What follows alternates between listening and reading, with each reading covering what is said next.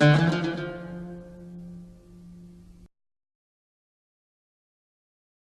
el señor Mohamed Ali Herrera, es escritor y autor de hacer una ponencia sobre Juan Ramón Jiménez y el sufismo.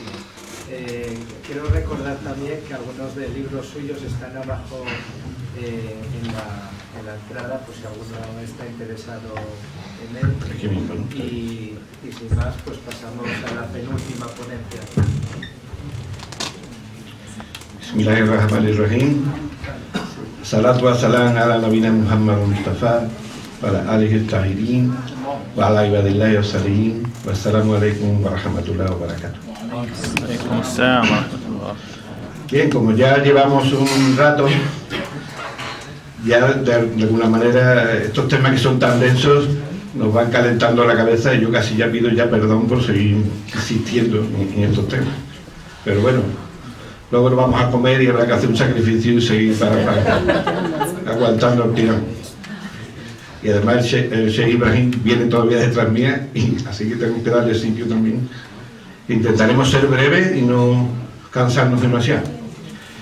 Mi experiencia está basada, la conferencia está basada en un libro que he escrito que se llama Juan Ramón Jiménez en la mar, hinduismo y sufismo en la poesía de Juan Ramón Jiménez. Realmente la experiencia mía con Juan Ramón Jiménez, escuchando a la hermana Mardía hablar de la suya con Santa Teresa, es muy parecida. Equivale mucho a la experiencia que ella ha tenido. De hecho, yo descubrí a Juan Ramón Jiménez en su aspecto espiritual, porque en los colegios y la enseñanza que hemos tenido de Juan Ramón Jiménez, los españoles, realmente lo que se hablaba que nada de su primera época, podemos decir superficial, hablando un poco su época poética, pero aún antes del descubrimiento o de alcanzar unas estaciones espirituales altas, aunque desde el principio él tenía esa inquietud divina, ¿no? Esa gisma la tuvo siempre, pero al principio pues se unió a los movimientos simbolistas occidentales, ¿no? Movimiento francés, Rimbaud, Paul Valéry, Baudelaire, todo este movimiento. Después Rubén Darío, podemos decir ya en el movimiento simbolista español, pero se vio dando cuenta de que a esto le faltaba algo. Podemos decir que era poesía descriptiva de sensaciones y emociones, pero sin una altura espiritual. Realmente era de corto, incluso decadente. Había ciertos regodeos en lo estético, en lo falsamente estético, simplemente en las formas, ¿no? Y entonces empezó a profundizar y llegó al tal extremo que él renegó de toda esa época y fue recogiendo casa por casa a los amigos que tenían sus poesías primeras y quitándoselas porque decía que no quería que se les recordara por esta fase tan materialista, podemos decir, en cierto modo tan superficial. Bien, entonces él fue avanzando en esto hasta llegar a convertirse realmente en un gnóstico profundísimo, o sea, algo que realmente en los colegios y podemos decir, en las medias y todo, no se nos ha dicho, no se nos ha enseñado a los extremos que llegó de gnosis Juan Ramón Jiménez. Ya como hemos comprendido perfectamente lo que es la gnosis, porque hemos hablado aquí constantemente, podemos decir que no hay gnosis islámica, ni gnosis budista, ni gnosis hinduista, ni gnosis cristiana, sino la gnosis es una. Significa conocimiento y es el conocimiento de las realidades profundas, de las hakikas, podemos decir, de las realidades profundas, a diferencia de la sharia, o de las leyes superficiales, o incluso de la tarika, que la tarika es el camino para llegar a la gnosis, a las hakikas. Tampoco es el fin, la tarika es un medio, evidentemente, es un camino. Eso existe en todas las tradiciones. ¿Y a dónde hay que llegar? Al mismo sitio en todos lados, a la fusión con la totalidad, la fusión con lo divino, que él simboliza en el mar. Cuando él habla de la mar en su poesía, se está refiriendo al encuentro con la totalidad, al wisal, ¿no? Toda su poesía es simbólica, toda. Por eso, Juan Ramón Jiménez hay que leerlo en clave simbólica. Y esto está en consonancia absoluta con la tradición sufí, que la mayoría de los poetas sufís han expresado el amor divino y las estaciones espirituales y la doctrina sufí, a través de símbolos. Podemos decir que incluso hay un pudor, ¿no?, en el sufismo de dirigirse a Allah directamente. Incluso se habla del amor, parece que está yendo a una mujer y en realidad es amor divino, pero es por pudor, por falta de presunción, decir, no, yo amo mucho a Allah, por Allah. No, bueno, pues todo esto se ha ido disimulando. Se habla del vino, por ejemplo, ¿no? Ya sabemos que el vino es la doctrina espiritual en el sufismo, a pesar de la estupidez de algunos orientalistas que todavía insisten que cada vez que un sufí habla del vino es que se está emborrachando, y cada vez que va a la taberna va a emborracharse, y la taberna es la Zawiya, que lo sabe ya todo el mundo. Pues nada, seguimos, que Hafiz y que vengan árabes, y que, bueno, sí, eran sufís, pero estos no eran musulmanes, porque estos iban a las tabernas. Y, bueno, pues, a Juan Ramón Jiménez, cuando se le ha interpretado, ha pasado exactamente lo mismo. Cuando se ha llegado a su base espiritual, en una época dominada por el materialismo, donde todo lo que suene a Allah y a Dios es algo que está hablando este hombre, ¿no? Entonces se la ha querido interpretar de cualquier manera, menos diciendo que su aspiración era una operación divina, que era un gnóstico auténtico, y se la ha degradado constantemente. Se han malinterpretado. Primero se silenció los últimos libros de Juan Ramón Jiménez, La Estación Total, Diario de un poeta recién casado, Mar de Fondo, Canciones de una nueva luz, sonetos espirituales, ni se publicaron en España. Hubo un cambio en Sudamérica y poco a poco llegaron luego a España. Aquí se le hizo el vacío total, porque Juan Ramón Jiménez, además de ser un gnóstico, políticamente criticó a ambos espectros de la vida política española, a la derecha y a la izquierda, lo cual ya fue el colmo de la marginación para él. Ya se tuvo que exiliar sin apoyo ninguno y se le echaron encima todos los críticos para denigrar su poesía. Realmente ese ha sido el motivo de por qué he escrito sobre Juan Ramón Jiménez, porque si su poesía estuviera bien interpretada, pues ¿para qué me voy a molestar en hacerlo? Pero al ver cómo se le ha degradado y cómo se ha hablado de él, me he visto, bueno, no obligado, pero casi una responsabilidad de decir, bueno, señores, pero ¿qué estáis leyendo? ¿Pero cómo interpretáis a Juan Ramón Jiménez? ¿Cómo es posible decir estas barbaridades? Si Juan Ramón Jiménez habla del mar, pues más o menos es que se está viajando un barco por ahí. Y si Juan Ramón Jiménez habla del silencio, que es un símbolo universal de la totalidad, ¿no?, del principio supremo, lo que llama el budismo sunyata, el vacío, por ejemplo, pues es que si habla del silencio es que está deprimido. Y si habla del oscuro, que es otro símbolo, el vacío, y el negro es otro símbolo del principio supremo, en una palabra que voy a soltar, que ya está terrorífica, en la metafísica. Bueno, ya la metafísica en Occidente, desgraciadamente, la palabra metafísica ya es que nos da directamente dolor de cabeza, porque no se entiende nada de lo que es la metafísica, algo tan simple como metafísica, lo que está más allá de la manifestación, lo que está más allá de la física en sentido griego, ¿no?, en sentido platónico, de la manifestación universal. ¿Qué hay más allá? Pues está Allah, que es el que crea el mundo, el que se manifiesta el mismo. No es que Allah cree un mundo ajeno a él, sino Allah se manifiesta en el mundo, en los nombres divinos se manifiesta Allah. Ese es el principio de la metafísica. No es malo, no es tampoco tan complicado. Juan Ramón Jiménez es un metafísico real, no es ni siquiera un teólogo ni un ontólogo, no, es metafísico porque habla de eso, del principio supremo. Por eso habla del oscuro, habla del silencio y del negro. Y claro, esto quedó como, es que está hablando este tío, pues tiene una depresión de caballo, hablando del negro y hablando del oscuro. Bueno, pero es que esto se ha hecho y se ha dicho así. Se ha diagnosticado como un loco en Occidente, porque hablaba del oscuro, del negro, del silencio. Pero bueno, ¿esto qué es? Si aquí todo es vida, ¿no? El culto a la vida, ¿no?, a la vida terrenal, ¿no?, el mundo moderno. Entonces, todo el que hable de algo más, pues quedaba completamente fuera de lo políticamente correcto, que hoy es la religión y el fanatismo absoluto del mundo moderno. Y entonces, ya realmente me he pasado, porque lo que hay que hablar un poco, simplemente voy a leer algunas poesías, ¿eh?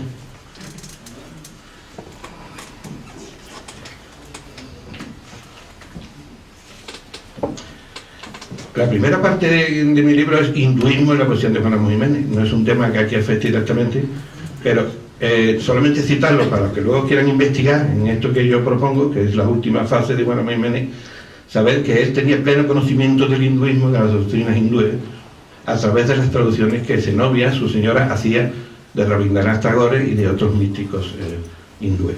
Conocía perfectamente el hinduismo, aparte que la gnosis es común en todas las religiones, pero en concreto conocía perfectamente el hinduismo. Y sus poesías expresan las doctrinas hindúes exactamente, todo en símbolos, desde luego, pero hablando de toda la doctrina hindú, tal como la expone el esoterismo hindú. Ya no quiero hablar más de esto porque vamos a centrarnos en el sufismo, ¿vale? Su relación con el sufismo es de otro tipo, podemos decir. Naturalmente, él era andaluz. Él era andaluz y en España y en Andalucía ha habido muchísimos místicos sufís. Él mismo lo dijo, que estaba en la línea de la poesía arábico-andaluza y que quería imitarla y perfeccionarla. Conocía perfectamente a los sufís andaluces, naturalmente. Entonces él ya conocía también el sufismo. Era andaluz, tenía el alma andaluza que le llevaba a esa comprensión, que el alma poética del andaluz sufí. Pero además, en su recorrido espiritual, en su viaje espiritual, estos macamás que ha hablado, estas moradas que hablaba Mardía, lo mismo ha hablado Juan Ramón Jiménez de las estaciones espirituales. Quizás lo traduzco yo por estaciones porque implica una evolución de una estación a otra hasta alcanzar el Wisar, la unión con Allah sobre la matala, hasta alcanzar el Bakar, la disolución en el principio y en la totalidad, en la Zat, en la esencia divina. Todo él expresa en sus poesías perfectamente los macamás. Muchas de sus poesías son ejemplos de macamás. Antes todavía otra introducción, por ejemplo, todos los maestros sufis, o muchos de ellos, han hablado sobre los macamás y han dado distintos, ¿no? Pero más o menos coinciden, ¿no? Hay muchísimos macamás expresados. Voy a leer algunas poesías que en concreto expresan estos macamás, estas estaciones espirituales para la realización del ser humano y para la unión con Dios en este mundo, no antes. Podemos decir que el Islam normal o el exoterismo normal nos lleva a la unión con Dios cuando muremos, pero el sufismo y el Islam pretenden la unión con Dios aquí, en este mundo, antes de morir y ir al paraíso. Esta es la diferencia, podemos decir. Dice Juan Ramón Jiménez: esta es mi vida, la de arriba, la de la pura brisa, la del pájaro último, la de las cimas de oro del oscuro. Esta es mi libertad, oler la rosa, cortar el agua fría con mi mano loca, desnudar la arboleda, cogerle al sol la luz eterna. Está claro su ansia de espiritualidad desde el principio. Aquí ya vemos símbolos muy raros. El pájaro es el espíritu, por supuesto. Las cimas de oro, de lo oscuro. El oro es el símbolo de la alquimia, de la transformación alquímica al oro, que no es más que la purificación del nafs. Las cimas de oro de lo oscuro, ya hablamos del principio supremo. Ya vemos que toda su poesía es simbólica, pero a pesar de todo, también se entiende. Desnudar la arboleda. Desnudar la arboleda quiere decir ver la esencia de la cosa más atrás de la forma. Cogerle al sol su luz eterna. Esto está claro, cogerle al sol su luz eterna es esta ansia de eternidad. Dice: no corras, ve despacio, que donde tienes que ir es a ti solo. Ve despacio, no corras, que el niño de tu yo recién nacido, eterno, no te puede seguir. No hay a dónde ir, simplemente hay que ir a uno mismo.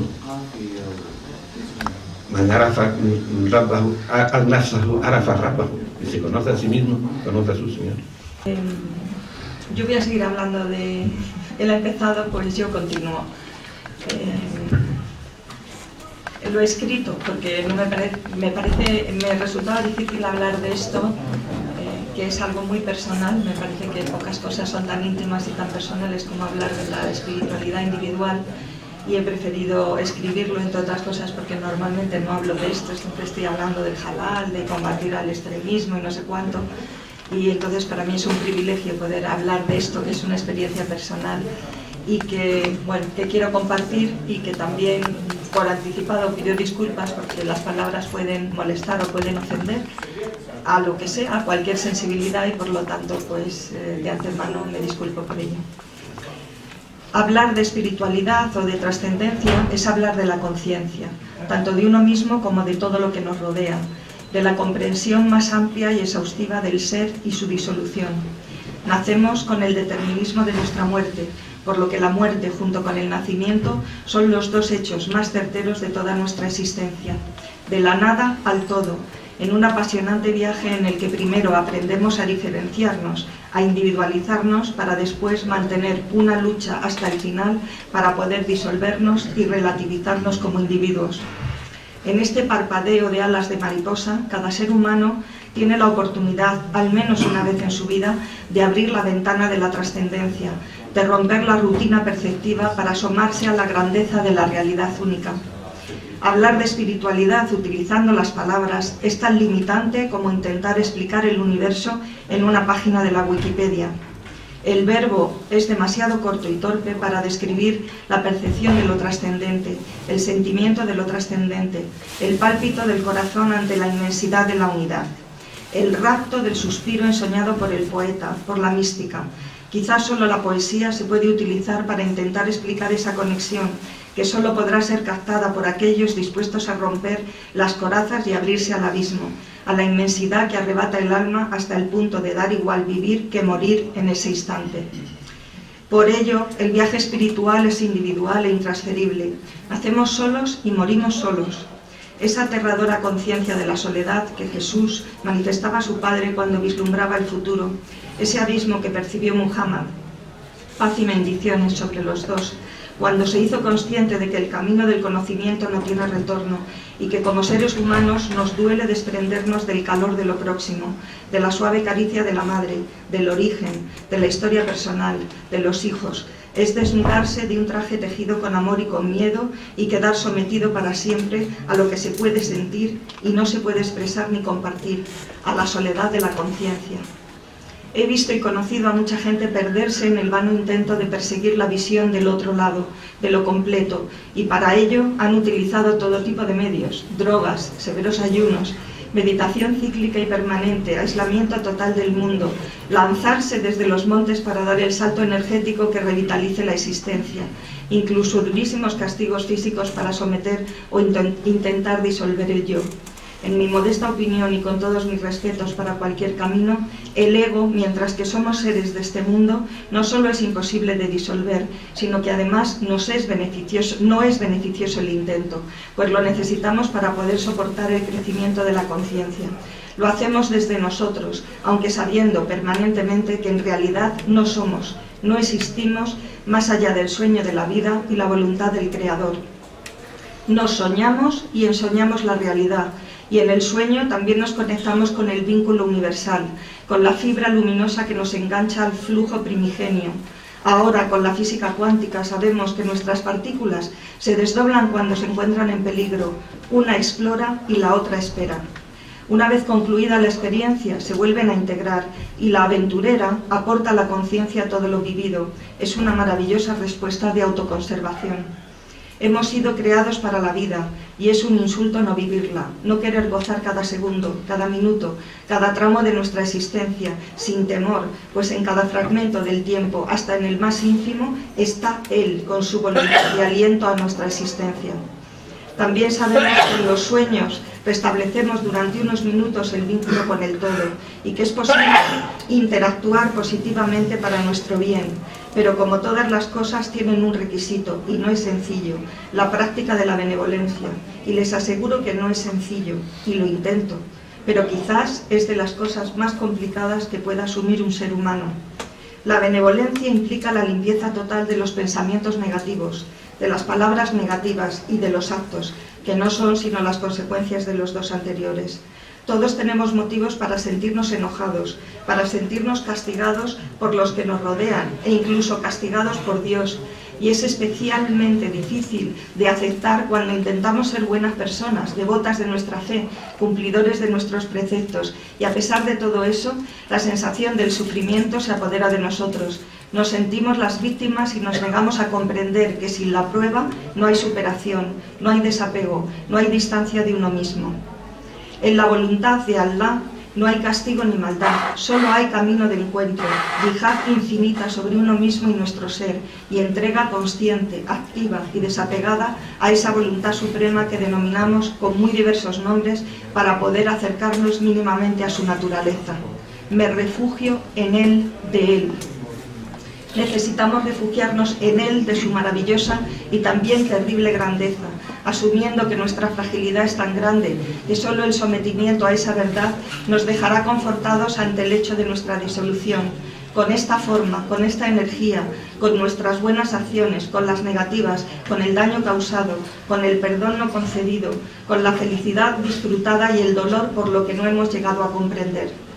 Nacemos como una unidad completa de conocimiento y a lo largo de nuestra existencia hacemos emerger ese conocimiento que nos viene dado, intentando integrarlo en la parte consciente, o mejor, en nuestro cerebro inconsciente, que según parece tiene infinita capacidad de procesar bits de información.